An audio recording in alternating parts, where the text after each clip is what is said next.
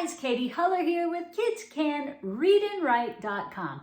Today I want to help you know how to help your kids read words with these 3-letter consonant blends. So do you know why they're called blends? They're called blends because you don't have to actually know different sounds. You can just blend them together. They don't change their sounds when they're together. They're just blended together, okay? So in this case, we have the S, the T, and the R. Now, a lot of times I'll get kids who will say st-er for this. But remember, R does not say er. If you haven't watched my video on R versus ER, watch that to make this make more sense. We just want to say a r for that R. So when we're blending these three together, we need the S sound, the T sound, and the R sound to go together or get blended together. So we're going to blend these two first. Teach your kids to blend these two first. St, st. Then they can add the r after. So it ends up being st-ra, st-ra, st-ra. Okay, that's the easiest way to get kids blending 3 consonant blends, especially if they have any type of auditory processing issues, which makes it more difficult, or if they have speech or language issues that makes it more difficult. So remember, blend the first 2, st, then add the third, st-ra, st-ra. Show them how they work together. So this one would be sp, ra, spara, spara. Notice I'm not saying for that R. You will mess your kids up if you teach them for R, because then when they hear like spur-a, they're going to put ER once they know their tricks. Don't teach R says Make sure it's a r, really short. Spa-ra, spra. This one, sk, sk.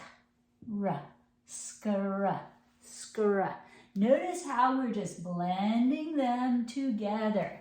We're not making any new sounds, so don't make your kids just memorize that this is stra, spra, and skra, because what happens is the kids with dyslexia and processing issues and all that, they can't really see the difference. They just kind of see the same stuff. So you want to really get them looking through it, not just memorizing it. There's no need to memorize that. It's also better to teach them how to read it so that if they have trouble with memory, they can fall back on their figuring out brain, which is what usually is their stronger suit. So again, sta-ra, stir-ra, spa-ra, spur-ra, and ska-ra, skra. That's all you have to teach them, and then they can sound it out in any of the words, and they won't get them confused, which is what we want. We want them to know how to read words and not just guess them, okay? Because kids with memory and processing issues aren't very good at guessing. They end up mixing up words and calling out the wrong ones, and it interferes with comprehension and brings their confidence down. We don't want that for our kids, so teach them how to really sound it out. So let's look at this one. We'll read it together, and this is how I want you to help your kids read it too. So remember, we're going to blend these two, st, st, and we're going to add this one, ra, st, ra, stra. And they won't always have to sound it out like this, but this is how you get them started. And then when their brain gets it, it will just naturally adjust and memorize. Like once it gets it, it's fine, but you want to map it out. Sta-ra, stra, ap. Remember, the vowel is the glue. So if you're working with a beginning reader, when you get to that vowel, have them hold it out a little bit longer and glue it right onto that next letter. It's going to make them so much faster with their reading. So we want sta-ra, stir-ra, ap. Notice I don't stop saying this before I say that. I go right into it. That's what I mean by gluing it onto this. Stir-ra, app, strap, a strap. And then make sure they know what it means, because a lot of times kids will say the words, but if they have any kind of language issues, vocabulary issues, they might not know what they're actually saying. So ask them, what's a strap? What does that mean? And have them tell you a sentence. Maybe they say, oh, like, I strap on my backpack. Or a strap is something that's like, you know, skinny. They can explain it or define it or use it in a sentence. It doesn't matter to me. Whatever they can do with the word, have them do that. But make sure they know what it means. All right, so let's try this one. Spra, spra. Now drag your vowel. Spra, int. Notice we're going to go right into this one after this one because that's a blend, an ending blend. If you haven't seen the ending blend video yet, feel free to watch that to help your kids with that as well. But basically, when you have an ending blend, you just blend them together just like we're doing here, but at the end. So you drop the n and you just go nt, like that. So we have spra, spra, int, sprint. And then you ask your kids, do you know what that means? Sprint, like if you run really fast, right? Or I had to sprint across the field. Just make sure they know what it means. All right, let's try this one. Sk, skra, skra, app, skra, app, scrap, like a scrap of paper. So again, make sure they know what these words mean. It's a great chance to practice vocabulary together and learn new things. Scrap. All right, let's try this one.